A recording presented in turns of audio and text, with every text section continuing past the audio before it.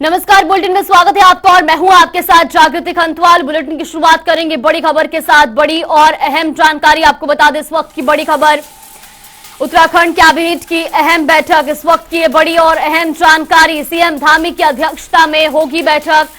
तो आपको बता दें कि बजट से पहले ये अहम बैठक मानी जा रही है और ऐसे में कई मुद्दों पर इस बैठक में चर्चा भी की जाएगी। तो विधानसभा भवन में होगी कैबिनेट बैठक, उत्तराखंड कैबिनेट बैठक होनी जा रही है। जो आपको बता दें कि सीएम धामी की अध्यक्षता में ये बैठक आयोजित की जाएगी। तो बजट से पहले ये बैठक बेहद अहम मानी जा रही है। कई अहम मुद्दों पर इस बैठक में चर्चा की जाएगी। विधानसभा भवन में ये कैबिनेट बैठक आयोजित होगी। तो ये बड़ी और अहम जानकारी, उत्तराखंड कैबिनेट की आज अहम बैठक होनी है। तो विधानसभा सत्र से पहले ये बैठक होने वाली है और ऐसे में ये बैठक काफी अहम भी मानी जा रही है। कई मुद्दों को लेकर इसमें रणनीति बनाई जाएगी और साथ ही आपको बता दें कि विधानसभा भवन में ये बैठक आयोजित की जा रही है। तो उत्तराखंड कैबिनेट की अहम बैठक सीएम धामी की अध्यक्षता में आयोजित की जाएगी। बजट से पहले ये बैठक बेहद अहम मानी जा रही है और ऐसे में विधानसभा भवन में ये कैबिनेट बैठक होगी जहां पर कई मुद्दों पर चर्चा की जाएगी। तो ये बड़ी और अहम जानकारी, सीएम धामी की अध्यक्षता में उत्तराखंड कैबिनेट की अहम बैठक होगी। बजट से पहले ये बैठक बेहद अहम मानी जा रही है और ऐसे में आपको बता दें कि विधानसभा भवन में अब से कुछ ही देर में ये बैठक आयोजित की जाएगी।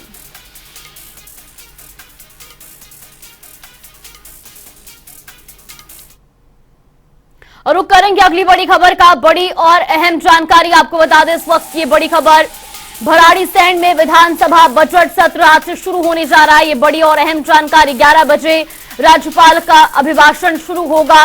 3 बजे राज्यपाल के अभिभाषण का पाठ होगा। तो सदन के अंदर आज हंगामा होने के भी आसार लगाए जा रहे हैं। विपक्ष अभिभाषण का विरोध कर सकता है। ये बड़ी और अहम जानकारी आपको बता दें, जहां सदन के बाहर कांग्रेस का विधानसभा घेराव भी देखने को मिलेगा और ऐसे में भराड़ीसैंण में विधानसभा बजट सत्र आज से शुरू होने जा रहा है। 11 बजे राज्यपाल का अभिभाषण शुरू होगा।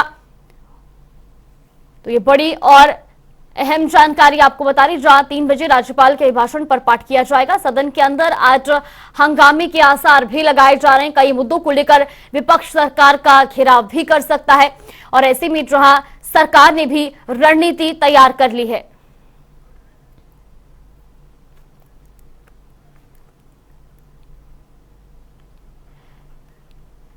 वैसी खबर पर ज्यादा जानकारी के लिए state bureau head Yogesh Rana हमारे साथ जुड़ गए। योगेश, सबसे पहले आपसे जानना चाहेंगे, आज से बजट सत्र का आगाज होने जा रहा है, क्या पूरी अपडेट मिल रही है? कनेक्ट तो कर दिया योगेश, आप तक आवाज पहुंच पा रही है? तो यहाँ पे तकनीकी खराबी के चलते संपर्क टूट गया है। लगातार आपको एक बड़ी खबर आपको बता रही, जहां पर 3 बजे राज्यपाल के अभिभाषण से आज बजट सत्र का जहां पर आगाज होने जा रहा है। तो वहीं आपको बता दें कि भराड़ीसैंण में बजट सत्र का आगाज होना है। तो 3 बजे राज्यपाल का अभिभाषण खत्म होगा, जिसके बाद उस पर पाठ किया जाएगा। वहीं आपको बता दें कि 11 बजे राज्यपाल का अभिभाषण शुरू होगा। भराड़ीसैंण में आज से बजट सत्र का आगाज होने जा रहा है। वहीं आपको बता दें कि विधानसभा में 11 बजे राज्यपाल का अभिभाषण शुरू होगा। वैसे खबर पर ज्यादा जानकारी के लिए योगेश राणा हमारे साथ लगातार बने हुए। योगेश, सबसे पहले आपसे जानना चाहेंगे, आज से विधानसभा के बजट सत्र का आगाज होने जा रहा है, क्या कुछ पूरी अपडेट मिल रही है? बिल्कुल, विधानसभा का सत्र कुछ ही देर में शुरू हो जाएगा। राज्यपाल के अभिभाषण के बाद सत्र शुरू हो जाएगा और अभी तक कांग्रेस के सभी विधायक पहुंच चुके हैं और सबसे खास बात यह है कि कांग्रेस के सभी विधायक एक साथ आए, एकजुटता का प्रदर्शन करते हुए आए हैं।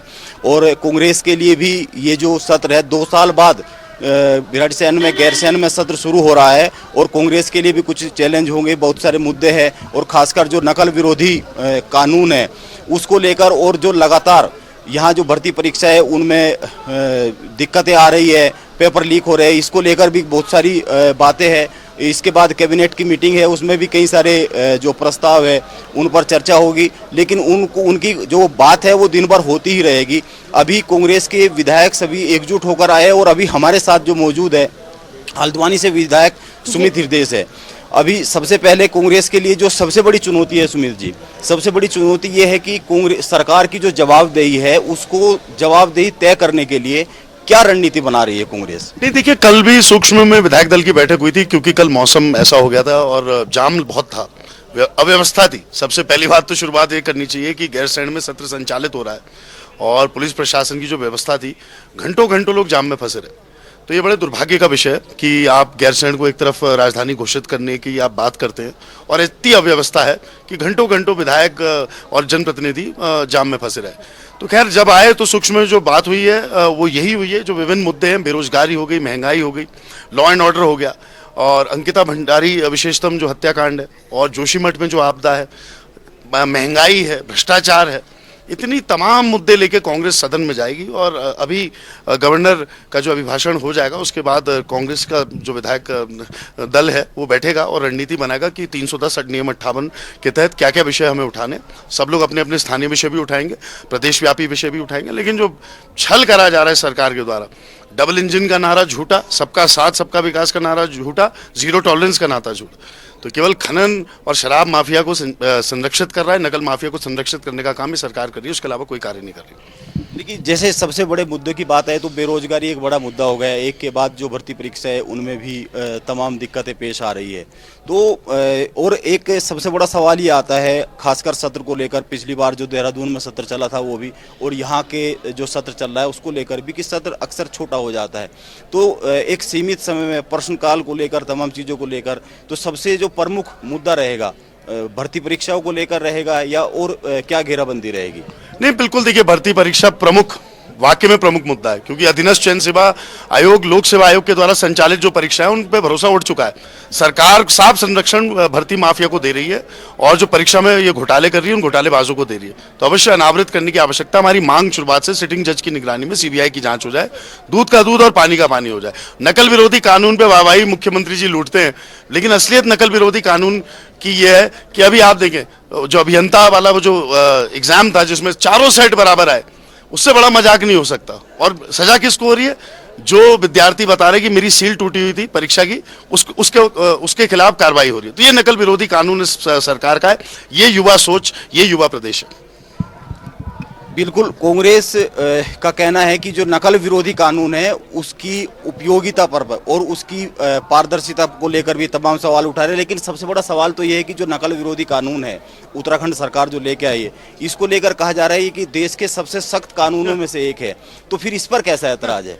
हमारा एतराज ये है कि जो बच्चा बताता है परीक्षा में कि उसकी सील टूटी पाई है, उस पर कार्रवाई हो रही है, और जो हाकिम है वो संरक्षित हैं, वो सुरक्षित हैं, वहां तक क्यों नहीं गाज गिर रही है? क्या बिना, मैं पूछना चाहता हूं, राजनीतिक शरण के इतनी बड़ी ये जो भर्ती व्यवस्था है, भर्ती माफिया है, ये क्या प्रदेश में संचालित हो पाती?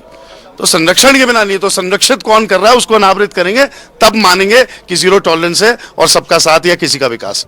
एक सबसे बड़ी बात गैरसैंण को लेकर बार बार आती है कि ग्रीष्मकालीन राजधानी है, लेकिन 2 साल में यहाँ पर सत्र हो रहा है।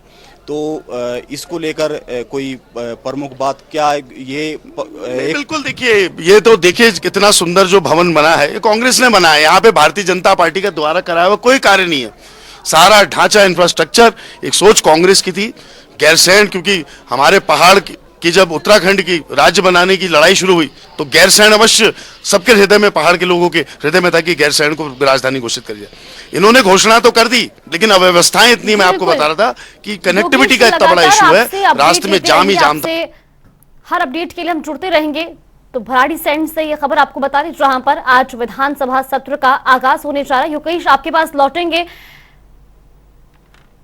तो 11 बजे राज्यपाल का अभिभाषण शुरू होगा। योगेश, बहुत बहुत धन्यवाद आपका हमारे साथ जुड़ने के लिए और तमाम जानकारी हम तक पहुंचाने के लिए। करेंगे बड़ी खबर का बड़ी और अहम जानकारी आपको बता दें। इस वक्त की बड़ी खबर, गोरखपुर दौरे पर सीएम योगी। इस वक्त की बड़ी और अहम जानकारी, गोरखनाथ मंदिर में लगाया जनता दर्शन, तो सैकड़ों फरियादी पहुंचे गोरखनाथ मंदिर। ये बड़ी और अहम जानकारी आपको बता दें, जहां सीएम योगी ने फरियादियों की समस्याएं सुनी तो अधिकारियों को समाधान करने के निर्देश भी दिए। ये बड़ी और अहम जानकारी आपको बता रही, जहां सीएम योगी गोरखपुर दौरे पर है, वहीं गोरखनाथ मंदिर में उन्होंने जनता दरबार लगाया, जहां पर उन्होंने फरियादियों की समस्याओं को सुना और साथ ही साथ मौके पर उनके समाधान के निर्देश भी दिए। तो सीएम योगी ने फरियादियों की समस्याएं सुनी, अधिकारियों को समाधान करने के निर्देश भी दिए हैं। ये बड़ी और अहम जानकारी आपको बता दें, जहां सीएम योगी गोरखपुर दौरे पर हैं, तो वहीं आपको बता दें कि गोरखनाथ मंदिर में सीएम ने जनता दर्शन लगाया, जहां पर उन्होंने फरियादियों की समस्याएं भी सुनी। ये तस्वीरें भी आपको दिखा रहे टीवी स्क्रीन पर, जहां गोरखपुर दौरे पर हैं सीएम योगी आदित्यनाथ। वहीं गोरखपुर में जहां गोरखनाथ मंदिर में उन्होंने जनता दर्शन लगाया, इस दौरान उन्होंने लोगों की समस्याओं को भी सुना और साथ ही साथ अधिकारियों को समस्याओं के समाधान के निर्देश भी दिए।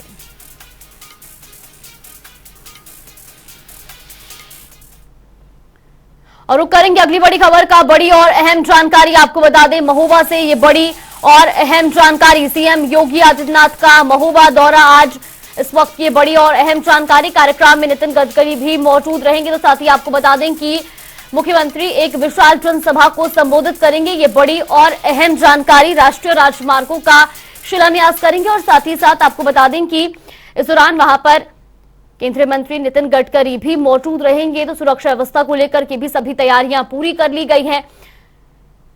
ये बड़ी और अहम जानकारी। विशाल जनसभा को संबोधित करेंगे मुख्यमंत्री। तो राष्ट्रीय राजमार्गों का शिलान्यास और लोकार्पण भी करेंगे। 9 परियोजनाओं का लोकार्पण और शिलान्यास होगा। वहीं आपको बता दें कि महोबा के 2 ओवरब्रिज, बांदा और ओवरब्रिज का शिलान्यास होगा। इसी खबर पर ज्यादा जानकारी के लिए इजराइल कुरैशी हमारे साथ जुड़िए। इजराइल, सबसे पहले आपसे जानना चाहेंगे, आज सीएम योगी का महोबा दौरा रहने वाला है, क्या कुछ आज खास बताया जा रहा है?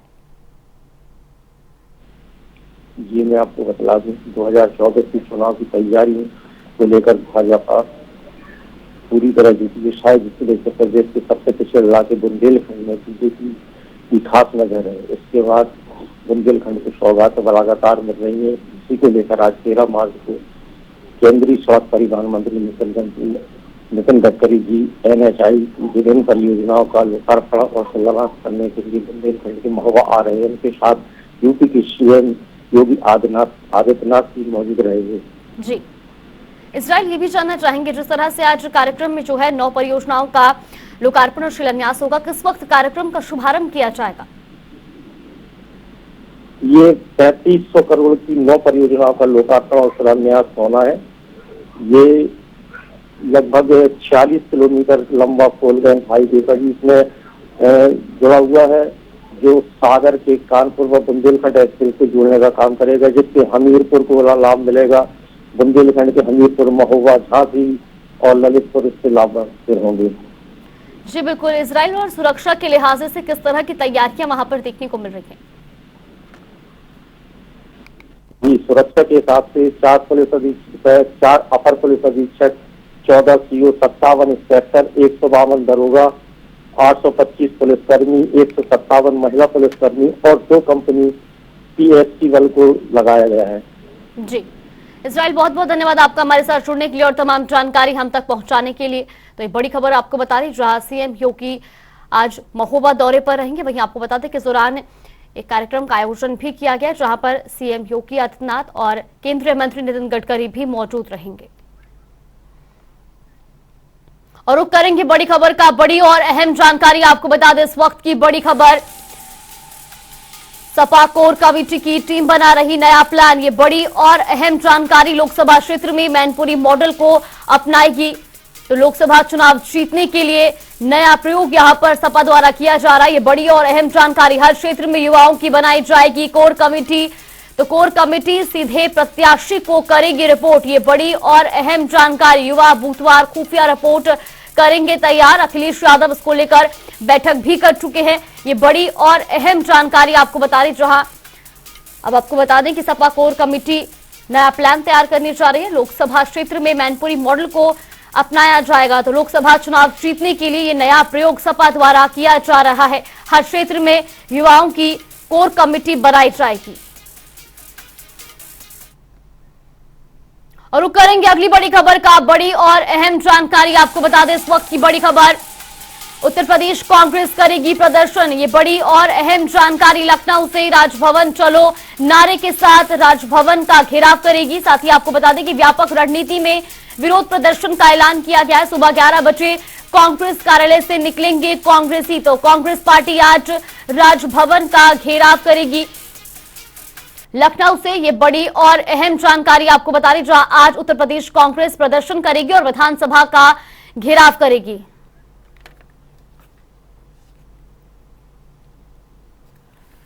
इसी खबर पर ज्यादा जानकारी के लिए हमारे सहयोगी टीएन मिश्रा हमारे साथ जुड़ गए। टीएन, सबसे पहले आपसे जानना चाहेंगे, आज कांग्रेस का प्रदर्शन देखने को मिलेगा, विधानसभा का घेराव करेगी, क्या कुछ पूरी अपडेट मिल रही है?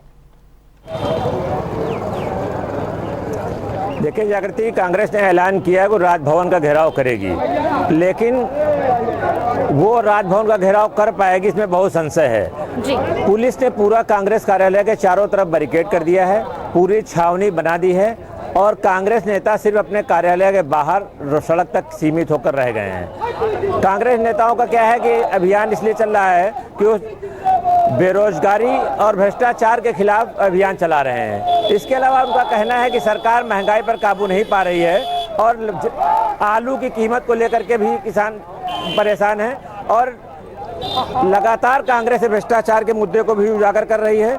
यहाँ तक कि बड़े बड़े नेता अब एक तरफ उनके राहुल गांधी को बयानों को लेकर के जो बात हो रही है उस पर जवाब दे रहे हैं, तो दूसरी तरफ वो जो है अडानी और अंबानी को लेकर के भी सवाल उठा रहे हैं। यहाँ तक कि लोकतंत्र को कमजोर करने की साजिश बता रही कांग्रेस और इनके नेता कह रहे हैं कि यहाँ संसद से लेके और जब विधानसभा तक वो इसका विरोध जताएंगे और इसमें कोई कसर नहीं छोड़ी जाएगी।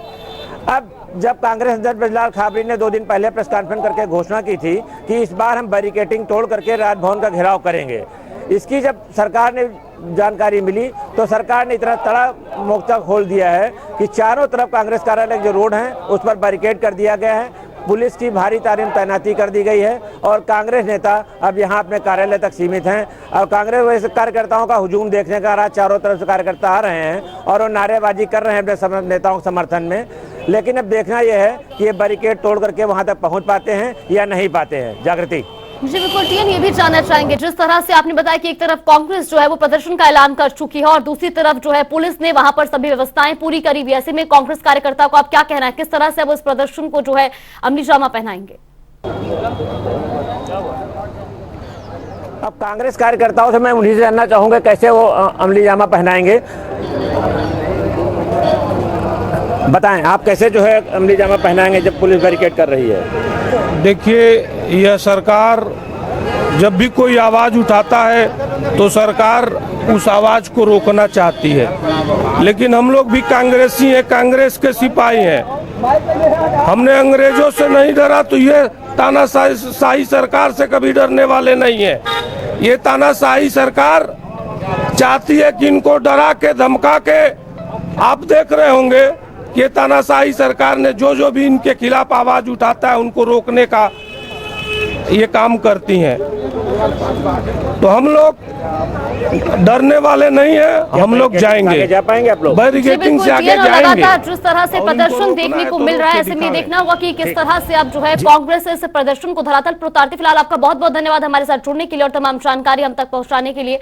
तो ये बड़ी खबर आपको बता रही, जहां कांग्रेस आज विधानसभा का घेराव करेगी, उत्तर प्रदेश कांग्रेस आज प्रदर्शन करेगी। तो वहीं आपको बता दें कि जहां सुरक्षा व्यवस्था के भी तमाम इंतजाम वहां पर देखे जा रहे हैं, पुलिस प्रशासन एकदम अलर्ट मोड पर नजर आ रहा है और ऐसे में आपको बता दें कि विधानसभा का जहां आज घेराव किया जाएगा। इसी बीच रुक करेंगे एक और बड़ी खबर का, बड़ी और अहम जानकारी आपको बता दें इस वक्त की बड़ी खबर। प्रयागराज में उमेश पाल की श्रद्धांजलि सभा आयोजित की गई है, ये बड़ी और अहम जानकारी। आसपास के हजारों लोग श्रद्धांजलि सभा में शामिल होंगे, तो वहीं कई विधायक सांसद भी श्रद्धांजलि सभा में शामिल होंगे। प्रयागराज में उमेश पाल की श्रद्धांजलि सभा आयोजित की गई है, आसपास के हजारों लोग श्रद्धांजलि सभा में शामिल हुए हैं, कई विधायक सांसद भी श्रद्धांजलि सभा में शामिल हुए हैं। तो ये बड़ी और अहम जानकारी प्रयागराज से, जहां उमेश पाल की श्रद्धांजलि सभा आयोजित की गई है। तो वहीं आपको बता दें कि आसपास के हजारों लोग श्रद्धांजलि सभा में शामिल होने के लिए पहुंच रहे हैं, कई विधायक सांसद भी श्रद्धांजलि सभा में मौजूद रहेंगे। ये बड़ी और अहम जानकारी प्रयागराज से। तो वहीं बड़ी खबर आपको बता रहे थे प्रयागराज से, जहां पर उमेश पाल की श्रद्धांजलि सभा आयोजित की गई। वही बड़ी और अहम जानकारी आपको बता दें, अतीक की पत्नी की याचिका पर आज सुनवाई होनी है, ये बड़ी और अहम जानकारी। शाइस्ता की याचिका पर आज सुनवाई होगी, ये बड़ी खबर आपको बता रही, जहां सीजेएम कोर्ट में याचिका पर सुनवाई होगी। तो दोनों बेटों को छुड़ाने की याचिका पर ये सुनवाई होनी है। ये बड़ी और अहम जानकारी। अवैध तरीके से हिरासत में रखने का शाइस्ता ने यहां पर आरोप लगाया है और साथ ही कहा है कि कोर्ट ने बाल सुधार गृह से जवाब मांगा है। अतीक की पत्नी की याचिका पर आज सुनवाई होगी। वैसी खबर पर ज्यादा जानकारी के लिए हमारे सहयोगी सैयद मोहम्मद आमिर हमारे साथ जुड़ गए। सैयद, जिस तरह से शाइस्ता ने अब जो है याचिका दायर की जिस पर आज सुनवाई होनी है, क्या कुछ पूरी अपडेट मिल रही है? जी जागृति, बताते हैं आपको कि जहां आजम और आबान अतीक अहमद के 2 नाबालिग लड़कों को पुलिस ने हिरासत में लिया था, जिसके बाद से उनको लगातार कहां रखा गया इसकी जानकारी किसी को नहीं थी। तो जिसको लेकर शाइस्ता परवीन ने उनके वकील दया शंकर के द्वारा एक सीजीएम कोर्ट में अर्जी थी कि उनके बेटे को कहां रखा गया है दोनों को और बताया जाए। जिसके बाद पुलिस ने कहा कि दोनों बच्चों लावारिस सड़क पर घूम रहे थे घर के पास, जिसके बाद उनको हिरासत में लेकर बाल सुधार गृह, बाल संरक्षण गृह में दाखिल कर दिया गया। मगर शाइस्ता परवीन दोबारा शायद वहां गई तो वहां पर उनको पता नहीं चला, जिसके बाद उन्होंने दोबारा अर्जी दाखिल की कि हमारे बच्चे बाल सुधार गृह में नहीं है, जिस पर कोर्ट ने दोबारा जवाब मांगा और उनका कहना था कि बच्चों को वापस रखा गया है बाल सुधार गृह में ही। और ऐसे में जब कोर्ट संतुष्ट नहीं हुई तो फिर से जवाब मांगा कि किस बाल सुधार गृह में रखा गया है, अब पुलिस को यह भी बताना होगा। आज इसकी तारीख लगी है और सीजीएम कोर्ट में इस पर आज सुनवाई होगी। परिजन नाराज हैं कि मुख्य अभियुक्तों को जब तक कार्रवाई नहीं होगी वे पैरवी नहीं करेंगे।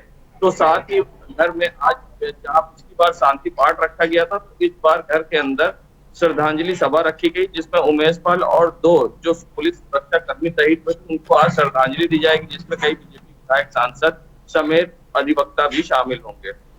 जी बिल्कुल, बहुत बहुत धन्यवाद आपका हमारे साथ जुड़ने के लिए और तमाम जानकारी हम तक पहुंचाने के लिए। तो ये बड़ी खबर आपको बता रही थी, जहां पर शाइस्ता परवीन की याचिका पर आज कोर्ट में सुनवाई होनी है। फिलहाल बुलेटिन में बस इतना ही। आप बने रहिए हमारे साथ। नमस्कार।